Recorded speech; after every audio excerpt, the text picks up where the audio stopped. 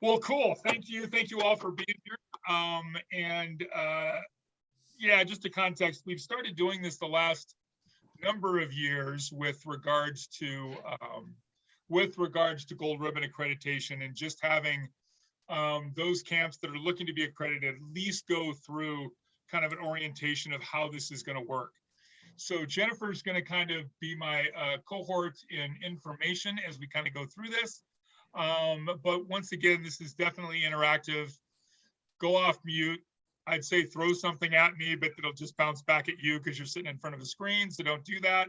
But definitely let us know so we can be heard as we go through. All right.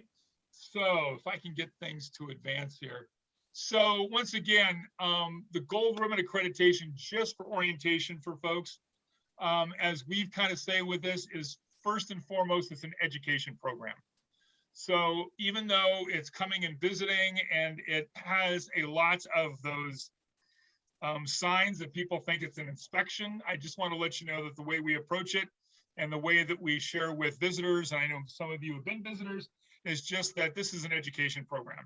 Yes, we want to take a look at documentation. We want to take a look at what you do, but this is all to try to help us, raise the level of what we do, or at least meet what I call foundational principles. So, so first and foremost, it's that education piece. So it's a chance for you to educate yourself, your camp, and to be able to have some of that go along the way. The other piece is of this program is also to help the camp organizations identify, their policies, their procedures, and their practices. I should put procedures in it because it's 3 Ps for me, with regards to how they operate. And most importantly, as it's said in the bottom, this is specific to their setting and population. This is where many that haven't gone through this kind of a process says, oh, well, we have a policy or procedure. It's what our hospital uses. It's what our main office uses. It's kind of like, that's all fine, but does that work for you? At where you are, where you're delivering. And so that's a big key that I just want to make sure is the part of this is to make sure. And one of the things we look for in coaching and helping and teaching is, once again, to make sure it's specific for your setting, because you may not have the resources that somebody who also has that procedure or that policy have in the city where you're actually doing camp. So it's important to kind of make it specific there. The other piece of the program is that, and this is probably the key to most accreditation processes, is it looks at the documentation and the delivery. So making sure they're consistent. So once again, documentation, because once again, that says, this is what a camp does. They've thought this through. It doesn't really matter. We're not judging which way you take it per se, because every camp needs to be different and special, but just that you've thought about it. And some camps even say, oh, that doesn't apply to us, but at least we've thought about it. Or it does apply to us, and here's what we're going to do. And the part of the third-party visit is, once again, to go out and see that it's being delivered the way that it's documented, because that shows consistency and that gives integrity for your camp program. So that's the intent of the accreditation program. Questions about that? Okay. What these standards are, really is to let you know, is there are foundational elements that are considered part of a safe program. So when we go through these, and if you've gone through these, you'll see that it doesn't cover everything in camp, but it's those pieces that are considered those fundamental elements to running a safe program dealing with pediatric oncology, siblings, and families. So that's kind of the lens they've been used as we kind of develop those. They also, once again, areas of practice, policy, and implementation, and there's something that are verified by someone else, so by a third party. And we'll talk about that third party as well. The last little note on this is that the standards are really written in the context of an overnight camp programs and day camp programs. So in overnight programs, that can also be family camp, those guys, but they're not really down to, hey, we're having a holiday party. It's kind of like, well, we really don't apply there, even though there may be some elements of the standards that you might say, hey, it'd be great, we do this at camp, maybe we should do this when we're also doing an activity in the city to make sure it's safe for the campers in which we serve. And that might mean, do we need to have certain medical staff on site in case there's an incident or an accident or those kind of things? Do we need to have what do we have in our first aid kit? I'm just giving examples. But, you know, as you go through and you do other programs, if you do a travel trip, if you do something like that, this once again, something to consider, but from the framework of Gold Ribbon accreditation, it's really taking a look at overnight camp programs and day camp programs. Okay. The other piece that what it is not. So what it's not is a general how to do. So we've been pretty specific in saying we're not telling you or telling camps how they need to operate. That's something for them to determine. We just ask the question. And so you'll see that a lot, if you've looked at them, you've seen that a lot of them says, what do you do in this circumstance? Not, do you do this, this, and this? They'll say, what do you do in this circumstance? And does it cover this, this, and this? But not necessarily how to do that. Now, knowing that, what I will say is COCA as an organization, and I'll refer to this later, has developed a resource for camps developing their own standards, policies, and procedures, that there has been member camps that have offered their policies and procedures, just to kind of give some context that might be helpful if you're thinking, I don't even know where to start approaching this. There's a resource that you can take a look at. They've been nice enough, but it's not necessarily a cut and paste, because really the process of this is having each camp think about it on their own and go through that, whether or not if you're a director, whether or not if you have a committee doing that, which I always suggest, but it's just that you guys go through that process about for each, how do you respond to each one of these standards. The other thing, like I said, you know, another frame of words is, it's not a prescription of practice. It's not saying here's what you have to do. It's not an inspection to judge what you do. It's just asking, do you have an answer to this? Do you cover this? And that's with intention, because our camps are the ones that have to live and follow those. And if there's an incident, if there's an accident, if there's something that happens, it's that you have to know how you're going to respond, how you're going to deal with that, because that's really your liability, not to get legal, or your negligence if you don't. Our job is just to bring it up and say, what do you want to do? So it's a good framework for you to think of, is that it's not, you know, that these are things that the industry has said are important to think about. How you respond to those are totally up to you.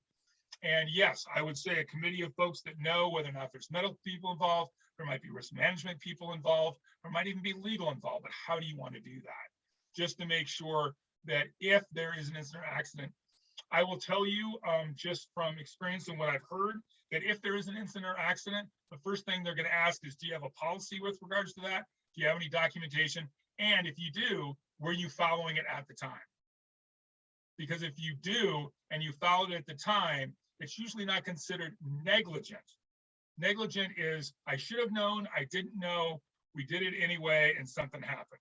That's considered negligence. That's a very broad representation of negligence. But this is trying to help camps, once again, just do the best, protect themselves, because the end run is, we need your programs to serve kids. And so this is just a way to kind of help to make sure that kind of goes forward. Questions? Then I'll continue.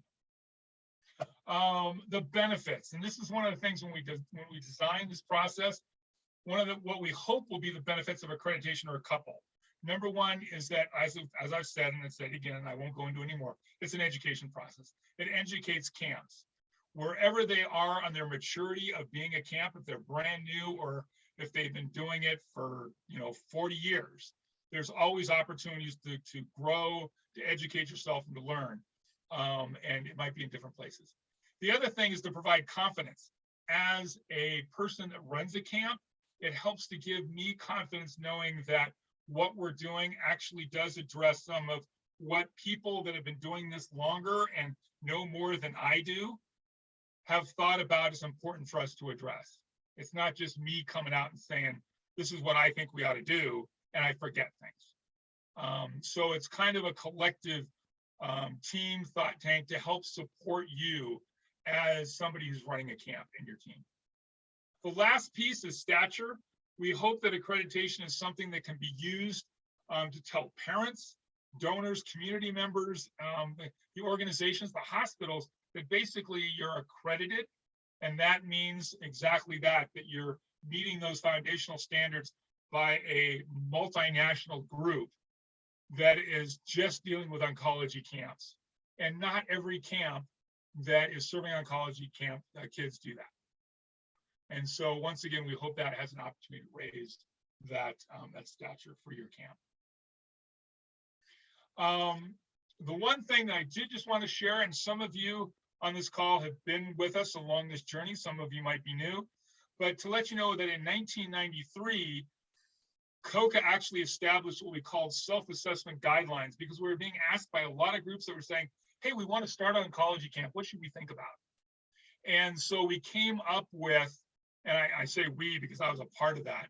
Sorry, that tells you how old I am. But we've been a part of that to, say, hey, here are some of the things that you ought to think about when starting a camp. And then our existing camp said, hey, that's a great checklist for us. And so we developed this self-assessment where basically we say, kind of like the standard, do you have something for this? Do you have this? Do you have this, that? And they would self-rate themselves. Yes, I do. Yes, I do. Yes, I do. And if they did, then they became self-assessed and were recognized for being self-assessed. In 2017, we were actually asked whether or not if we'd be interested to raise the bar. And it actually came from a donor. Camp Cares, which is associated with COCA-I, was taking a look at investing a lot of dollars, which they have, not only the organizations, but also in all of our camps. And they said, how do we know that the money that we're giving are going to a program that's really going to be safe and best for the kids? So they urged us to take a look at evolving a self-assessment into a standards program. And that's actually how we got here. And they also continue to kind of support the Gold Ribbon program, because this is free of cost to members, which for most accreditation programs is not true, because it's an expensive program to get visitors out there to develop the curriculum, as well as to continually monitor that and update that. So thank you. This is my plug, and thank you for Camp Care Camps for that. Okay. So a little bit onto the timeline for this year. So before we kind of get into it, to let you know that we're having camp accreditation workshops. Oh, we're here. This is actually today, January 12th. This is the second one we've done. And we ask actually those camps that are going to go through this process, just so we're all on the same page. And so thank you for being here and being a part of that as we kind of go through.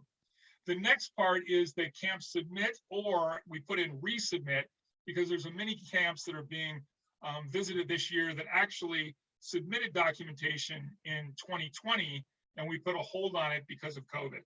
And we didn't do 2021. So they might resubmit with the idea of, hey, are those still current for them?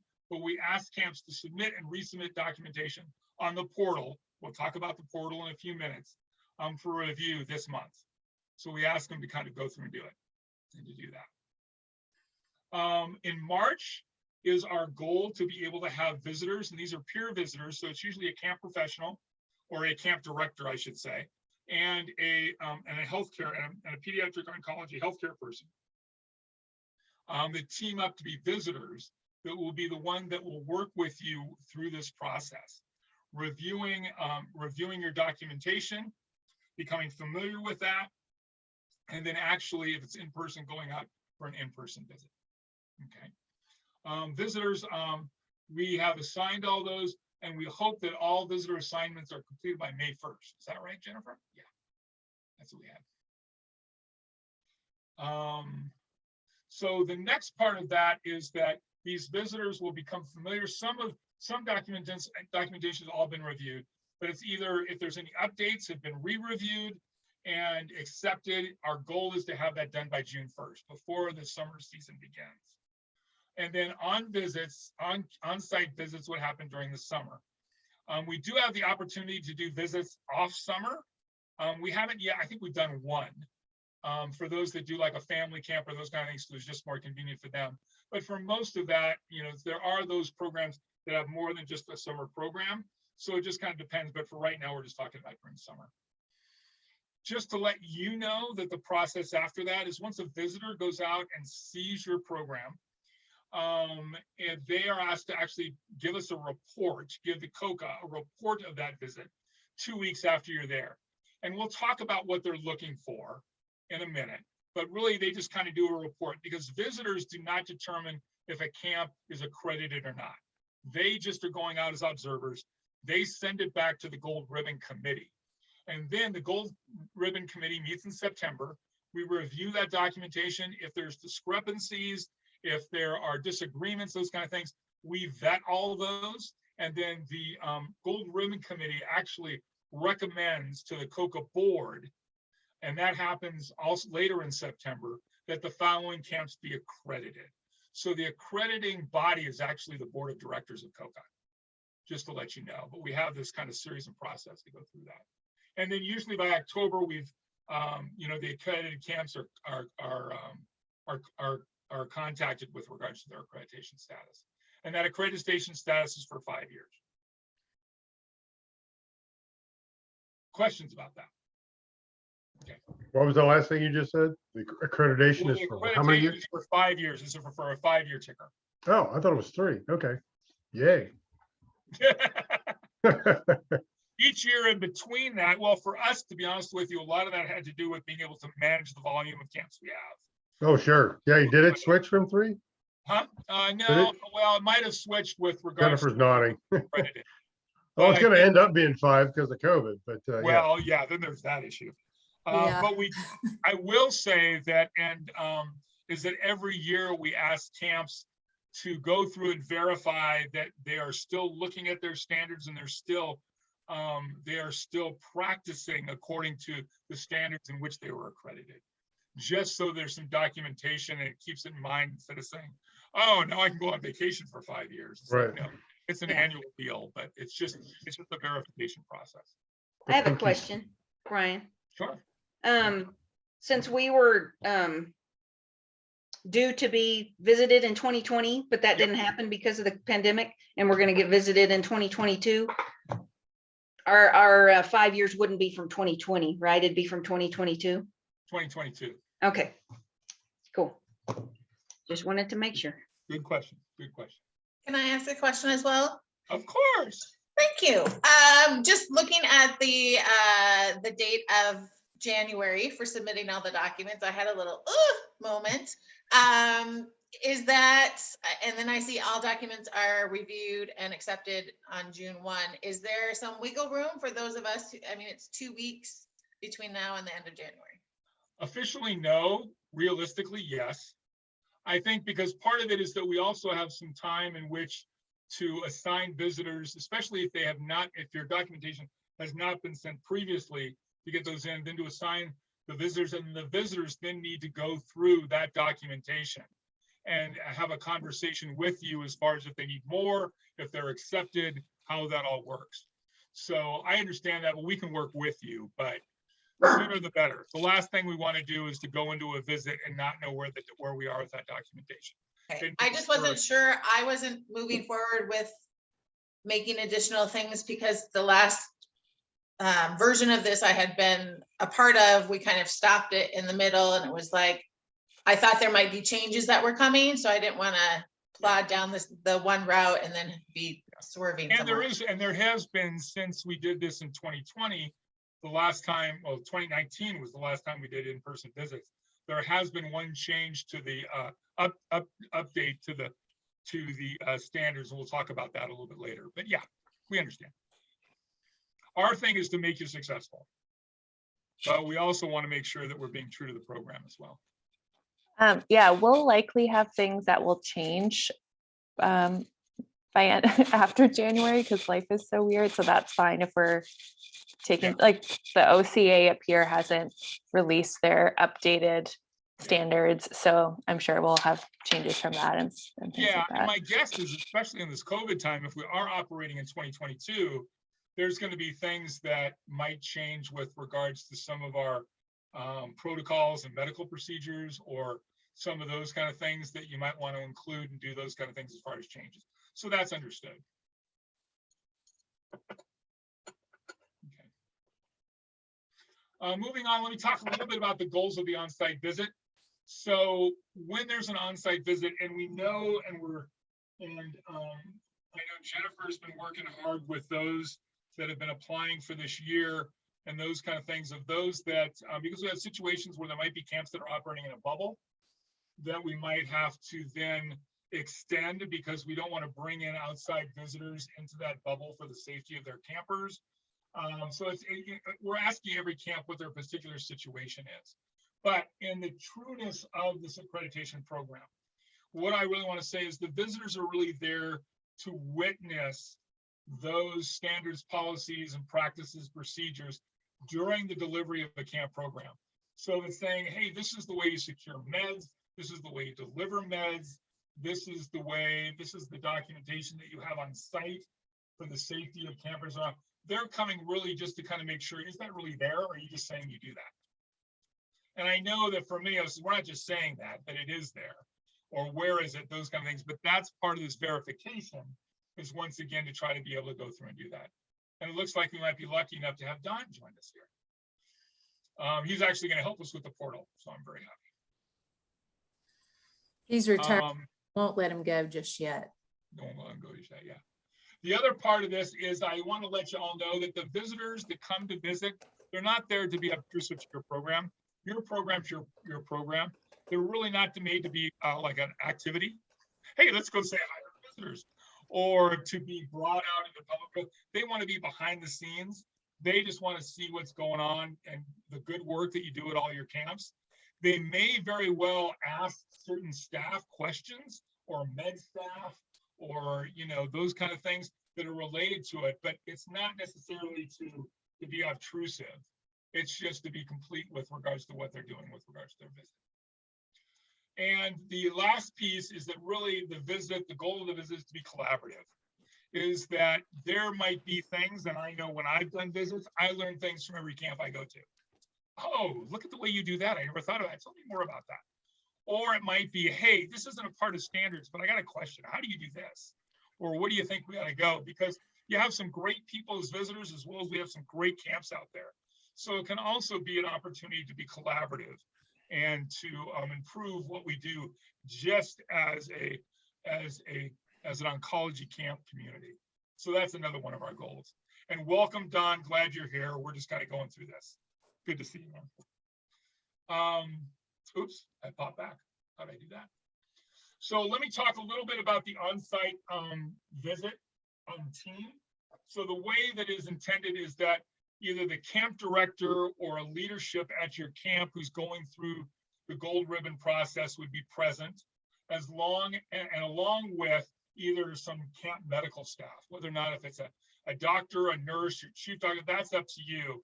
But because most of our standards have to do with operations and with the medical end of this, it's just nice to have both of those so that we can have that kind of dialogue. So the visiting team from a camp end is really the director, or who's being in charge of the visit and of the standards and is familiar with that. And then also a camp doctor, camp nurse. From the COCA side, as I said before, it's a peer visitor and it's a medical professional visitor. So it's really, that's the team that will be going through on a day for the visit to be able to see what you're doing, to be able to ask those questions, to be able to answer those questions, okay? The reason that I share that is because it's important as we go down this process and as visitors gets assigned to your camp, that you have that conversation about when it would be best for them to come. Because we don't want to do it when you're going to be having color wars and the person that's in the middle of or is relating to standards is running color wars and they're not available, or that it's the day that everybody goes on a hike and they're out of camp. It's kind of like, well, it doesn't really help us. It's best that we can see what's there. So it's important just for you to think about that with regards to when you set up visit times and those kind of things. With regards to preparation for the visit. So as we always say, communicate, communicate, communicate. It's important once you as a camp that you know you're going to be visited and that your visitors are assigned, you have communication, especially in this day and age, more than any time else. But some of the things to be able to talk about, at least standard, be selecting the best date, just talked about that. That the people are going to be there and they're going to be able to see things in action. Now, they may not be able to see everything in action, but at least the majority of those, and to have that conversation. The other piece is with regards to where you're located, because some of our visitors might be flying in, traveling in. As I say, they might be taking a rocket ship. We don't know.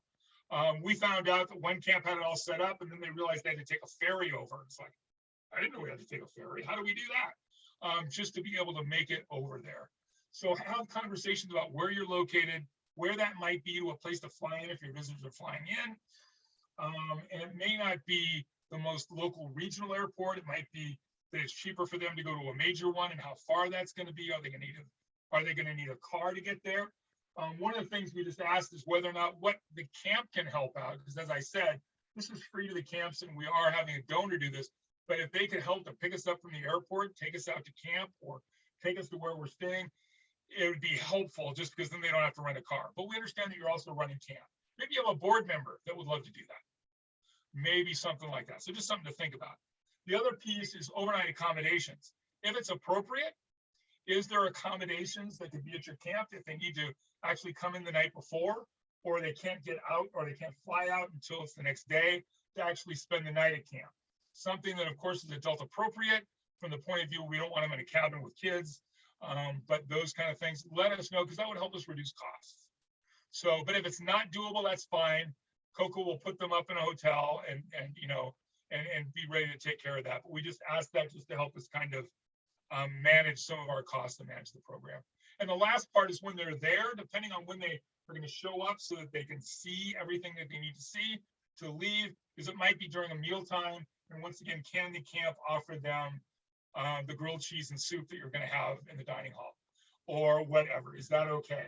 And also, I always like to let camps know, as well as visitors, please share across the way if there's any special dietary needs and whether or not the camp can accommodate that or not. Okay. The other piece that I would put onto this that's not on the slide is also in this day and age, if they're coming out in 2022, the other thing that we really want to make sure you have conversations about is what the camp's COVID protocols are, safety protocols. We are currently working on COCA's kind of safety protocols for visitors that we at least want them to do as a minimum, but we also know every camp might have theirs, and we want to make sure that they adhere to yours. If they need to get an on-site COVID test, if they need to, I don't know what that could be, let us know. Make sure you communicate that back and forth, because we don't want to violate the safety of your camp. And quite the opposite, we want to make sure that we're adhering to that for the safety of everybody at your camp, your campers, as well as the visitors. Okay. A quick overview, excuse me, of a visit. So one of the things they are going to be looking for is a tour of camp. Show them what you do. They're going to want to see how it operates. Of course, there'll be certain things they want to take a look at, like with regards to medical administration. They may not be there or be able to check in beds, but they'll have that question, but how are they stored? How are they then dispensed out to campers? How is all of that work? And is that according to what your practices, policies, and procedures are? As I said, they might want to have conversations with regards to counselors about what trainings they've received, those kind of things that might relate to standards. Program leaders, once again, what that is, just to make sure that there's consistency across, once again, what your policies, procedures, practices, and what you're actually doing. So once again, it's not them trying to be nosy or poke. It's just trying to be a good visitor, just to make sure that there's consistency. So when you think about that visit, what that time ought to be, it's one of those things to consider that they can see the most of what's going on with regards to those things. Questions about that? Yeah, Tanya. You mentioned it a couple of slides ago, but at this point, we are thinking that we are going to have a closed campus if we're able to do camp in person. Obviously, we don't know when we're going to know for sure. We understand this is a very fluid situation. Yep. Okay. So if we just go for it, and then if it turns out, we aren't accepting visitors, do we just stop this whole process? Yeah, here, that's a great question, especially in this stage with all the angst going on with who knows what's going to happen tomorrow. But here's what I would suggest is that with regards to standards, and as a camp, taking a look at how you actually address these different standards and what to do, That process is COVID, does not relate to COVID. So doing that is nothing but a helpful thing for your camp. Right. With regards to the visit, yes, that can change. And we can go down and say, yes, we're planning on a visit, and it could be, and we've had it where all of a sudden it's kind of like, hey, we've got to shut down because of COVID. And so the visit can't happen. That's okay. Or you're going to be in a bubble and you decided, hey, we've decided as a team at our camp for the safety of our campers to have a bubble and we're not going to have outside folks. Great. Just communicate that as soon as you know that. We can suspend that. And we've actually had conversations on the committee with regards to extending that visit to the following year. Okay. So let us know. But what I would say is from the point of view of the documentation and the policy and procedures, do that now. You got to be doing it anyway. Yep. For the safety of your camp and your campers. But with regards to the visit, just let us know as soon as you know. Okay, thank you very much. Others? Okay. So the next part that we want to talk about is your documentation and this portal. So website, so COCA has created an online portal to be able to actually go through, take a look at every standard and to answer that standard and to upload your documentation so that it's held virtually. And then that's something that the visitor can then, if they haven't already, and if it's been changed, the visit ask you questions like, hey, you answered A, B, and C, but not D, so that we make sure that we're all on the same page. And then they can put accepted. So that doesn't happen to happen in person. In person, they're all taking a look at your camp and seeing applicability. They're not taking a look at what the actual standards are. So it will be some time for y'all to go through the portal and to upload and to answer those. And the master of all porterage is Mr. Don Golden. As a matter of fact, he just did updates to the portal and has been working on updates with us through the end of the year and going into this. So I'm going to turn it over to him. But one thing I did want to say is you can see down below where it says, please update and submit or update or resubmit documents by April 1st to that portal, because that then will give you time to be able to then have that reviewed and have the visit. Okay.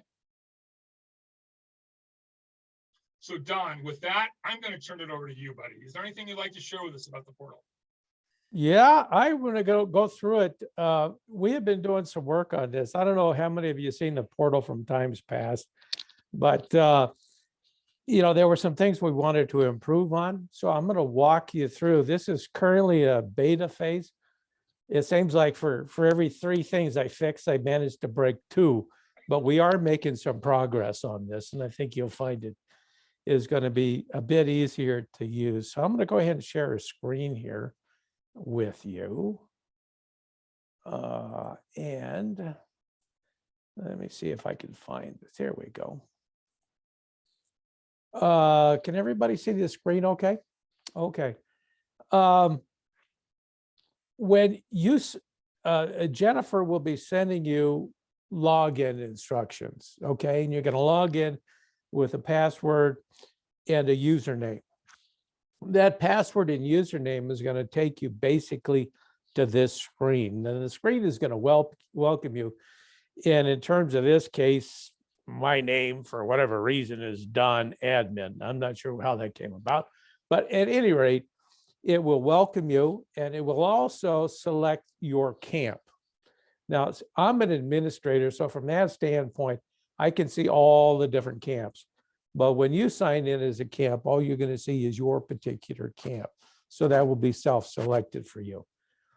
In addition to that, the only difference on this screen is you're going to see the Let's Go button. All these other buttons down here are secret buttons, and you got to know the handshake, okay, to get to those buttons. But basically, they're administrative maintenance kind of things, all right? But from your standpoint, you don't really need to worry about it. So I'm just going to take you through a couple of these screens to kind of give you an idea what the flow looks like and what you're going to expect, what your experience is going to be like. So we click on Let's Go. The first screen that you're welcomed with is basically a directory, if you will, okay? It basically on the left side here, over here, key contact cell, email, and the rest of that. That's the information that we have on you, okay? Who your key contact is, what the cell phone is, and email. Now we have two sets of contacts. One's a key contact, the other one's the site contact. In some cases, we'll work with an executive director up to some point in time, but then we're told the visitors, when they go to the camp, there's actually going to be a different contact at the camp that they're going to be working with. So that's why you see that division there. So it's a key contact and a site contact, if you will. When you go to this screen, if you happen to see that something is incorrect, notify Jennifer. Okay, if you want to change any of that contact information, notify Jennifer on that. Okay. On the right side of the screen here are what we call the team members. These are the visitors. All right. Now we have this set up in such a manner that the potential is there probably only be one team member and one medical visitor for you, but we have this set up on the odd chance there may be more than one peer visitor, more than one medical visitor. I know in the last couple of years, not the last couple of years, the last time visitors went out, I think in a couple of cases we had two peer visitors. One was more or less a trainee, right? So basically, by looking at the right side of that screen, you get a directory of who will be visiting your camp, and there's also contact information there. So at any time you think, I want to talk to somebody about this is a good screen to go to, okay? Because you can either send them an email or you can give them a call. The other part of this screen, now we sort of have this jumbled in together, but this review status, we have this put in place. And what this basically does is there are all these 13 different standards, however many it happens to be. When a visitor approves a standard and says, you uploaded everything, we're perfectly satisfied with it, and I'll show you on one of these subsequent screens, they click on approved. That updates this table over here. So at any given time, you can visit this screen and you say, I have 8 approved, in this particular case, 8 of the standards have been approved. And there's a number of standards here that are still in a pending status. Okay, so that can kind of help guide you through and show you as you get into the middle of this process, what standards to focus on, what items are left still open. Okay, any questions on that so far? Are we good so far? Okay. The other thing I want to point out on this screen is that I call it the jump menu. Basically, there's 28 screens here. And in the prior version of this, you have to navigate from one screen to the next, to the next, to the next. So, excuse me. When I talk about screens, those are screens related to specific standards. Well, that is kind of tough because you start out with standard 1.1. If you're trying to get to the very last standard, you can sit there and click a number of different buttons, a number of different times to try to get there. In this particular case, the standard menu up here can be pretty helpful. If you notice, there's these help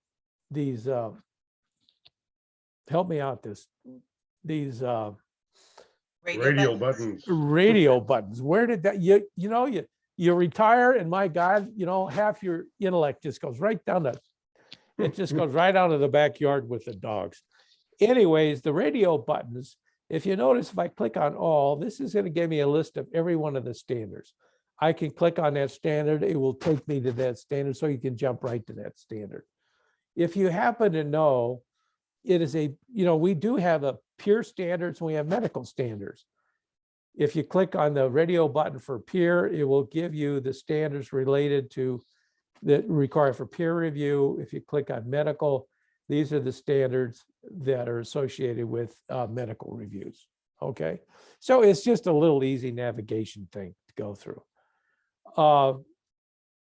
The fundamental way to navigate through this whole thing is either through this jump menu up here. You can actually navigate by clicking down here on these statuses. That will also take you to that particular standard.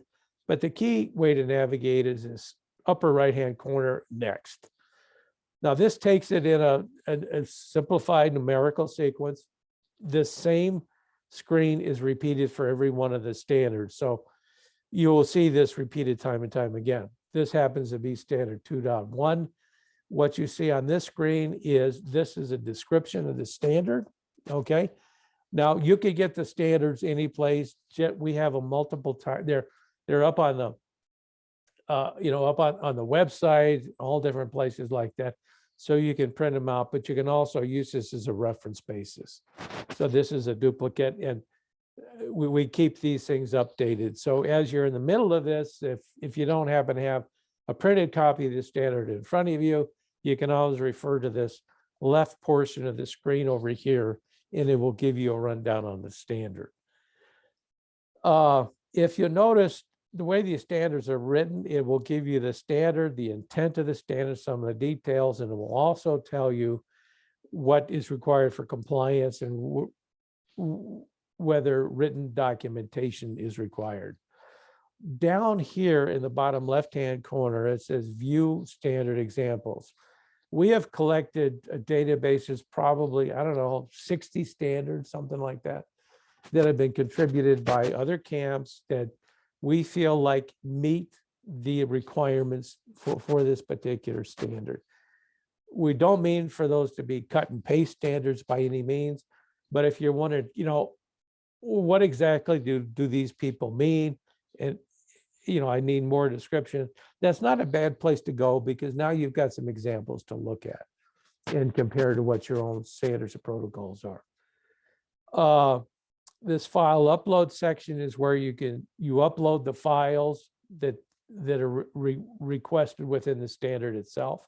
It's a real click. You click on a file upload, it'll take you to your file explorer, right? You click on that file and it'll upload, and it'll put in a listing over here on the right side. Okay. Now, if you also want to, for whatever reason, is add a comment in addition to the document uploaded itself, you can always add additional commentary here. Okay, so that will be recorded, and that will appear for visitors, administrative people, as they come in to take a look at where you are. So if you need to do some additional explanatory things, go ahead and put your comments in there. Okay, and we have had cases where a camp has said, we've uploaded this file, go to page 2, paragraph 3, and that specifically addresses this particular standard. Down here in the bottom right hand is for comments made for administrators. Now, I happen to sign in as administrator, so that shows me this button down here. If I click on the new administrator comment, I can put in a comment either about your uploaded file, or I can respond to a comment that you happen to put in here. Okay, so this is a way that we have a way to display an ongoing conversation. Like Brian sort of said, the whole idea behind this is to try to keep this whole experience as interactive as possible, right? And transparent as possible, and keep the communications front and center. So that is the basic screen layout for every one of the standards. And this is you'll see this repeated on all the way through. So now, if you notice, I've got medical, the medical radio button up here is selected. So it's only going to the medical standards. It's skipping the intermediate standards. If I go back to all, then it will continue on in the standard sequential order of screens. So make sense to everybody? Okay. The last part of it is to get out of this thing when you're tired and disgusted or whatever, or you just want to go have dinner. You click update and exit. And what you're going to be greeted with is this screen. This screen is set up specifically to take what you have done so far and give you the opportunity to send an automatic email out to all your team members. Okay, so if you go in, you update a bunch of standards, and you want to put a comment in there about, figure out, I'm going to be back next Tuesday to complete this, just to let the other team members know, right, what you've been up to. You can go ahead and stick your comments in here, and it will automatically send an email out you'll get a copy of it, plus all the different team members, as well as the administrators. So it's just, once again, a way to enhance communication. That particular email, and I think you should be able to see this on your screen, is a pretty simple email, quite frankly. And this is one I sent out to myself quite some time ago. But basically, the title is Gold Ribbon Program Comments from at a particular date. This was back, May of 2021 from myself, relating to your particular camp. Dave, it would be Camp Fantastic in your particular case, or Camp Discovery, Jennifer, in your particular case. Don, how do you set up the team? Because I don't remember that. Okay, you won't. Jennifer will. Okay. Oh, okay. So Jennifer would need to know there's other people involved with the gold ribbon process. Yes, So the team members are the visitors. the visit. Oh, I got you. I'm Okay. sorry. Yeah. All right. And Alright. you make a good point. We probably should call that, a visitor report or something. Yeah, no, you're absolutely right. We got A to visiting get. team or something. Yeah, I thought maybe if this was staff people at your own camp. Oh, no, I I didn't. I apologize, Dave. No, Yeah, no, no, no. That's why I asked the question. we're still working through the jargon on this thing. But Somebody had to play basically, the dumb visitor. That's but this is automatically set up. The email would be sent to yourself. I think it's set up to I said there were two camp contacts, set up to both of those, as well as the visitors. So if there's 2 visitors, it'll be sent to 2 people. If there's 4 visitors, it'll be sent to 4 people. Your comments down here, your comments would be recorded here. As you can see, my comment was SDFSADS. I don't know what the hell I was thinking at the time, but basically that's where you can make comments as well as, then you also get a summary report of where you stand in terms of the standards, which ones are pending, which ones are approved. This is I think it's a useful tool both for the camps themselves, but also for the visitors, where it's a medical visitor or a peer visitor. So this is meant to close the loop. You're not required to send the email. If you don't want to send the email, you just say, nope, don't want to do it. But one of the big challenges that we've noticed over the last 3 or 4 years is this is a big communications challenge, right? We have 25, if we're trying to visit 25 camps, between two people at contacts at a camp and 2 visitors, and Jen and admin, and Jennifer and at least 1 other admin people, you got 6 people times 25. There's, there's 150, 100, somewhere between, let's just say 100 to 120 people involved during the year, right? As we go through this. So the idea is to try to make the communication as seamless as possible, because that's really what this whole program is built upon, is communication. So this right now, like I said, it's in a beta test. I'm putting some final flourishes on it, but for the most part, when you sign in, this will probably be up and ready to go by next Wednesday. So when you sign in, you should be seeing these screens that I showed you. So.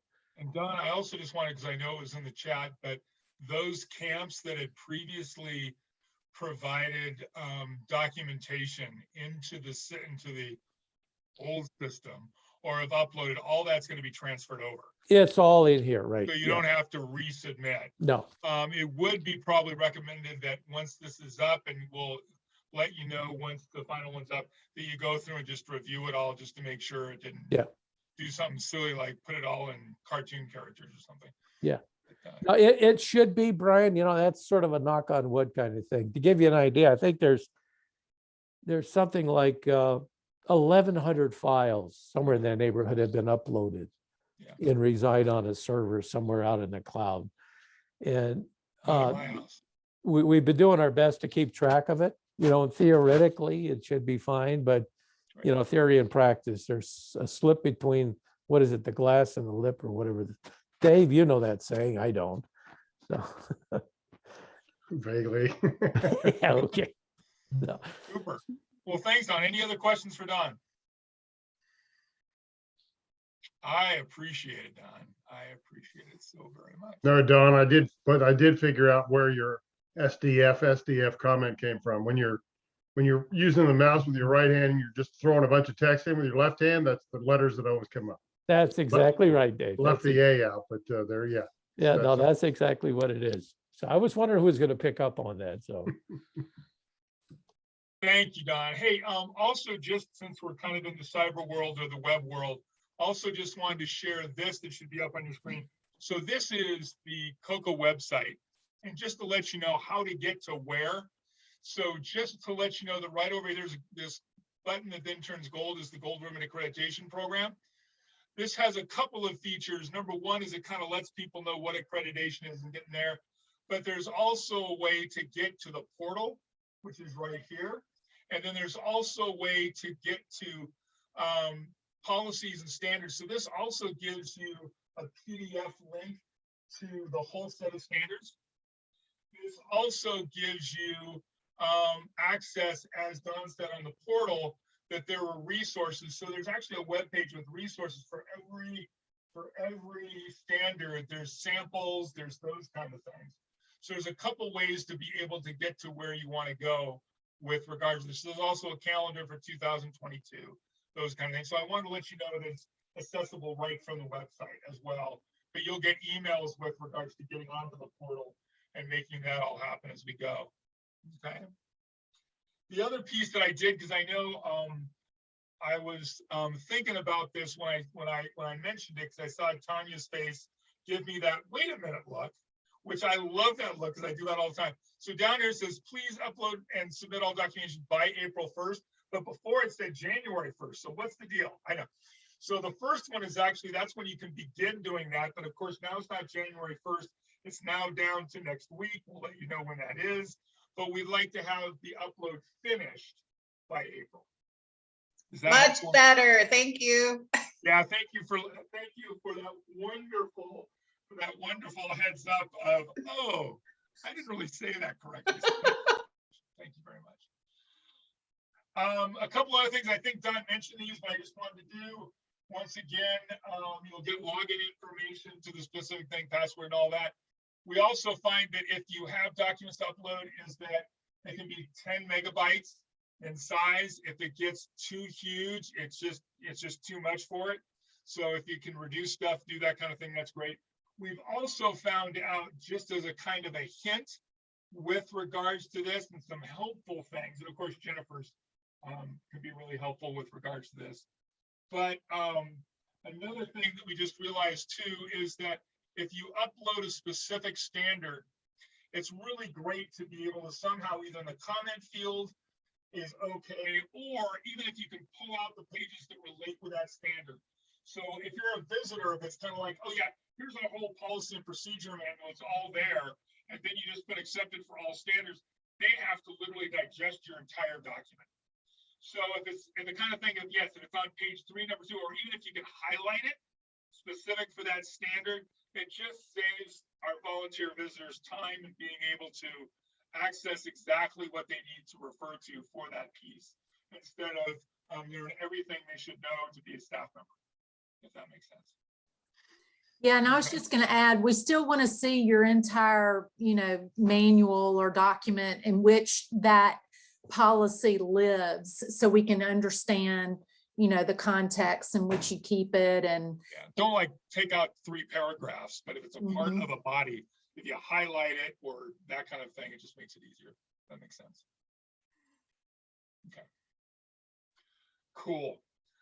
With a little bit of the time that we have left, just wanted to go through a couple of standards and just kind of give you these are ones that Well, it's the new one, 1.1, and then it's also some of the other ones that sometimes we have bumps and groans along the way that just wanted to kind of clarify. And then if there's other ones that you have interest in, let me know. But if you've taken a look at the body of work of standards, you'll see that it's kind of divided up into, there's definitions. So as you go through standards, it's kind of like, well, what does it mean by staff here? What does it mean by visitor here? What does it mean by this? There's actually a page that has definitions, and hopefully that'll be helpful guidance. If it's not, let us know. We always want to expand that so we can be as clear as possible. Because in camp, we all have our own terms. If they're unit counselors, unit leaders, cabin counselors, director, everybody has different terms. But we just tried to do it so at least within the standards that we're all talking the same thing. There's also and then it's basically the standards where there's general standards, clinic affiliations, administration, staffing, healthcare, psychosocial support. So that's and those are also by number. So it's 1, 2, 3, 4, 5, 6, just to let you know. But that's the way it's kind of divided up. The other piece with regards to standards is take a look, because after a standard's written, there's an intent statement. What do we mean by this? What are we really looking for? In a more of a dialogue fashion rather than just listing out the standard. So that might be clarifying. There is also a piece on compliance. So what are we looking for with regards to this? And then there's also an icon, and this is very similar to the portal, if documentation is needed. So if it says written documentation, that means we're really looking to see the written documentation of it, if it's applied. Okay, great. So let me just jump in. So this is a new standard. I'm just going to cursory go through this and just real briefly, because we actually have training tomorrow and actually later in the month with regards to 1.1. But 1.1 basically says this. It says, does the member offer programs and facilities that meet organized camp operating standards? Now, the intent of this, as we kind of said as we went along the way, is that we, when we first started the self-assessment and all this, we really looked at the medical and the psychosocial realm with regards to operating an oncology camp. One of the things that our members have talked to us about is kind of like, well, we do all this other camping stuff. How do we know we're doing that right? Can you also take a look at all of this? Whether or not if it's boating, whether or not if it's, if our facility is okay, those kind of things. And philosophically from COCA-I and from Gold Ribbon was our expertise is really the medical and the psychosocial, but we understand that's important.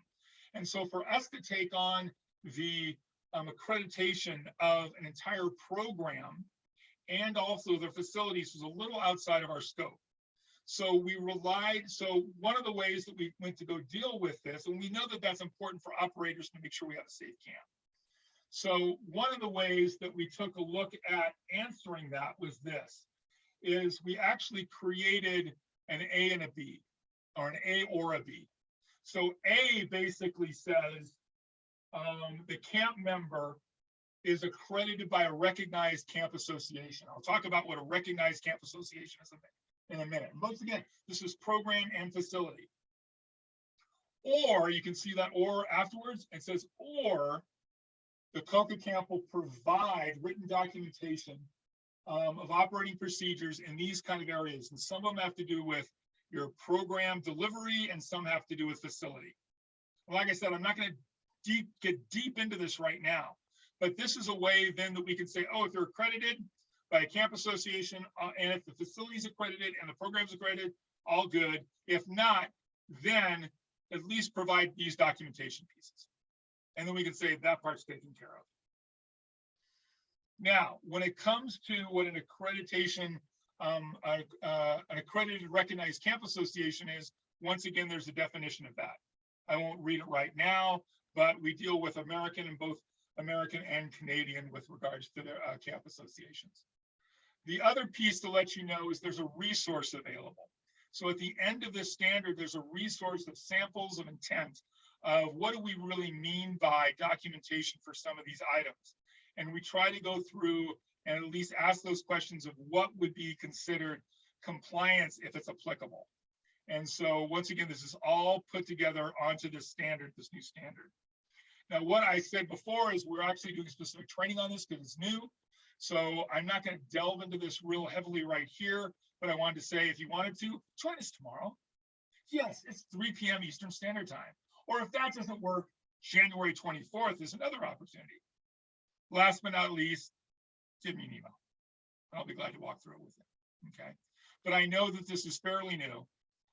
It's more expansive, and it's asking a little bit more of our camps, should they not be accredited by a camp association, but we've heard that it's just important with regards to the safe operation of our programs and facilities for our kids. So this is kind of the way we're trying to bite off this task.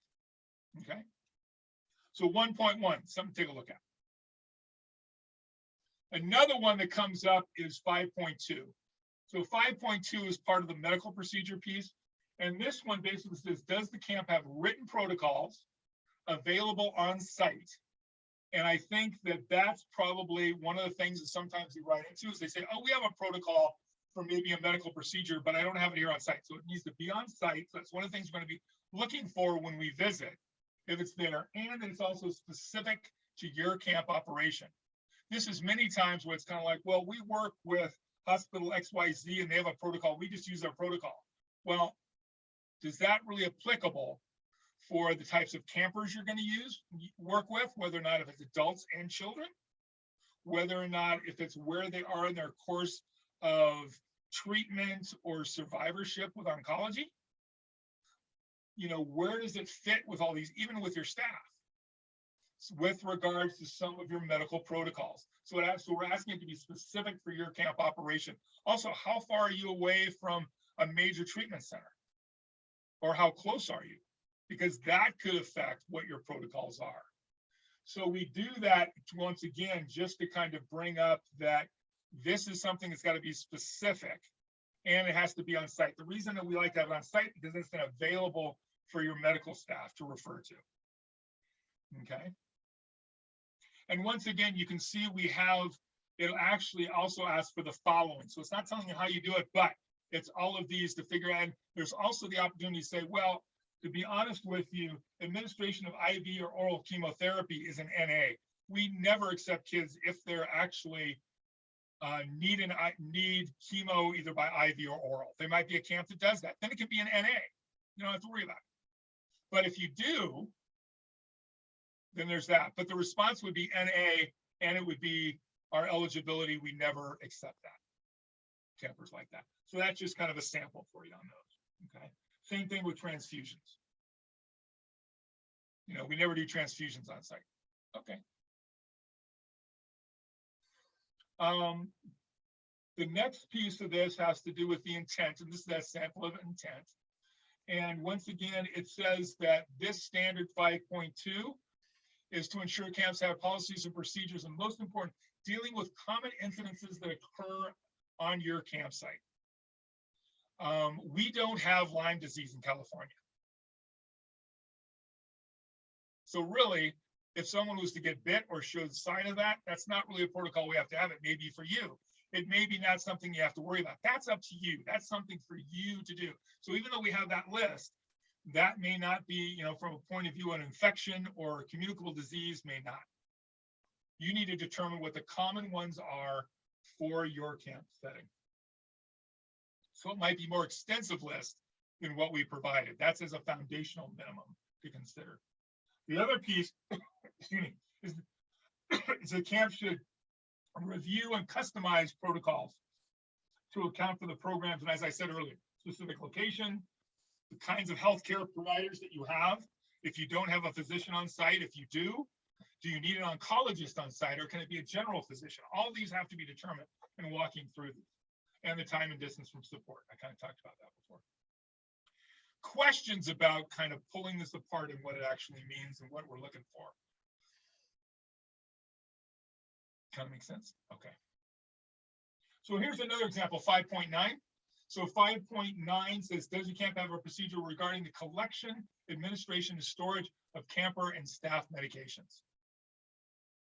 So really, it's not saying how you do it, but it's saying, what is that? So let's take a look at the intent.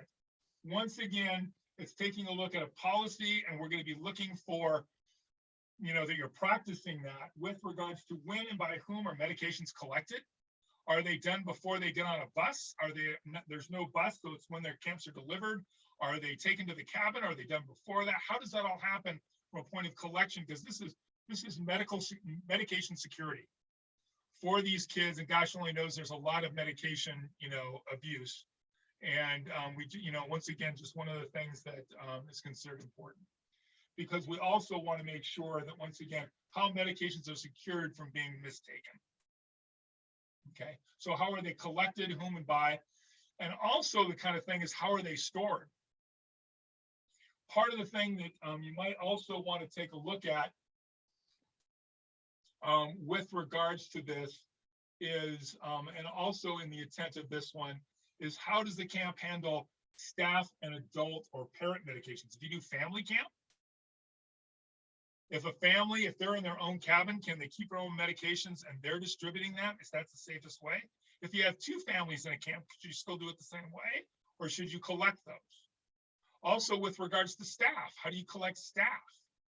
If staff are staying in cabins with youth during summer camp, they have medications. Should they be able to keep their own medications with them in the cabin? Well, from a security point of view, that may not be the best. So how do you then secure those? How are then those handled, by meaning administered, available, those kind of things? So there's a lot of these kind of things to kind of think about. And that's where we try to go through and try to illustrate why intent can be important, to kind of take a look at all the stuff. Because one of the things that visitors are going to be looking at, besides just the wording of the standard, is they're going to be taking a look at the intent and say, okay, they address this, check. They address this, check. Oh, they missed this. I had to ask them that question. So from a camp, it's kind of like, do we address all of these? That's actually under the intent. Make sense? Okay. So the last part that really I had was just what's next. Unless there's any other questions that you may have. And what I should say is, at the end of this, you'll get my email. You'll get Jennifer's as well. But if all of a sudden you're going through all the standards and everything else, or you're re-looking at something and say, well, what do they mean by this? What should I be thinking of? Shoot me an email. That's what we're here to help you and to kind of go through and do this. But so here's the next thing. Take a deep breath. Okay. A lot to kind of go through and do. Review the standards in the collection and start collecting documents. Start figuring out which ones address which. Ask questions, as I say, get a hold of us. And then you can start uploading and doing all that. We want it in by April 1st. Yeah, put that down again, because that's important. And then once you have the connection you get the connection of your visitors, as soon as you can, start having conversations so arrangements can be made. Also, because if there's a certain date and it doesn't work for a visitor that we didn't know ahead of time, we may have to change that out. We want to make sure to get your team in there as soon as possible.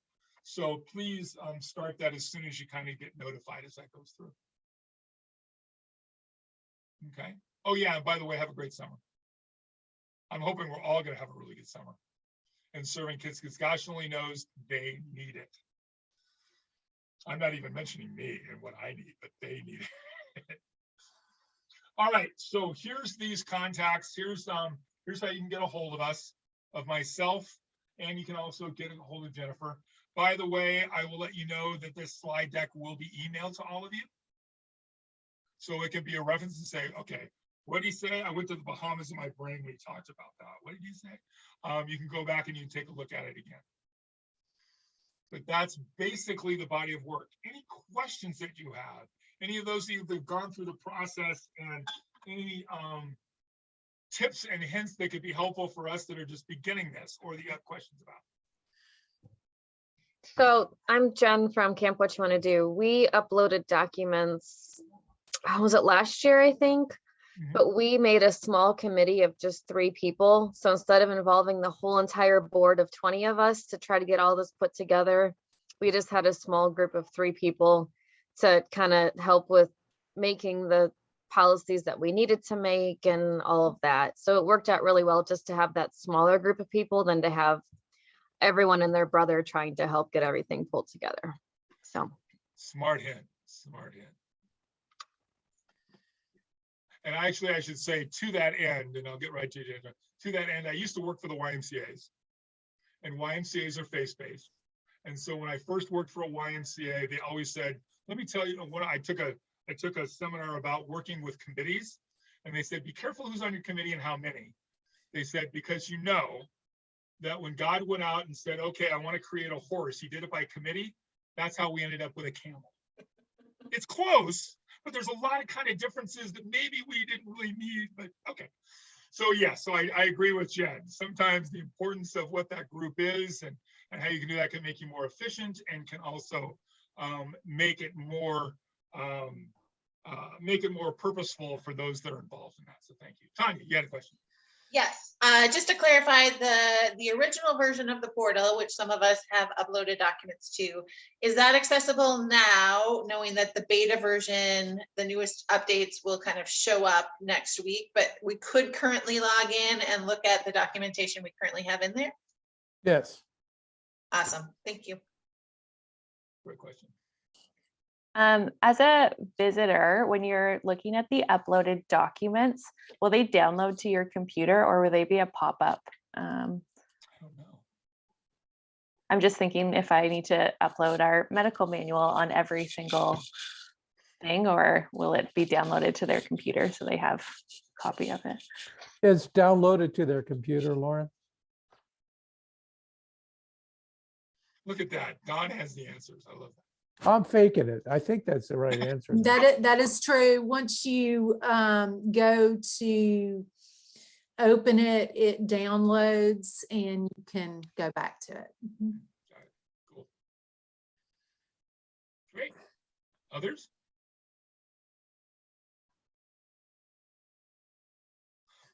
Well, can I just say that for me, being a new year, this has been a wonderful group, a great group of faces to have interaction with because it's been pretty lonely. So thank you for being here today.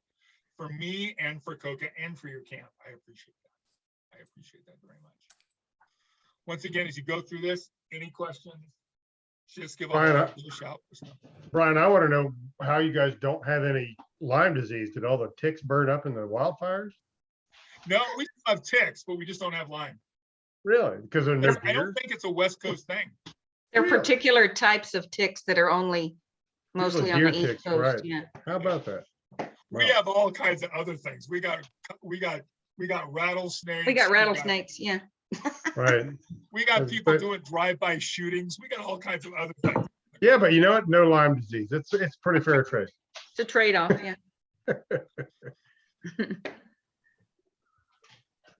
Well, cool. With that, I would say, look, we said 3:30 and we got extra time. So guess what?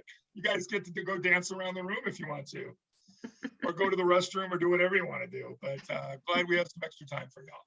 3:30, spoken like a true Pacific Standard Time person. Well, that's right. Or you can go to sleep. Dave. The good news is I've already had happy hour. There you go. uh, Awesome. All right. Good to see you all. Thank you, Thanks, Brian. guys. You. Thank you, Thank you. everyone. See you tomorrow for Much appreciated. 1.1. Bye, See you thanks. tomorrow. Yeah. Bye.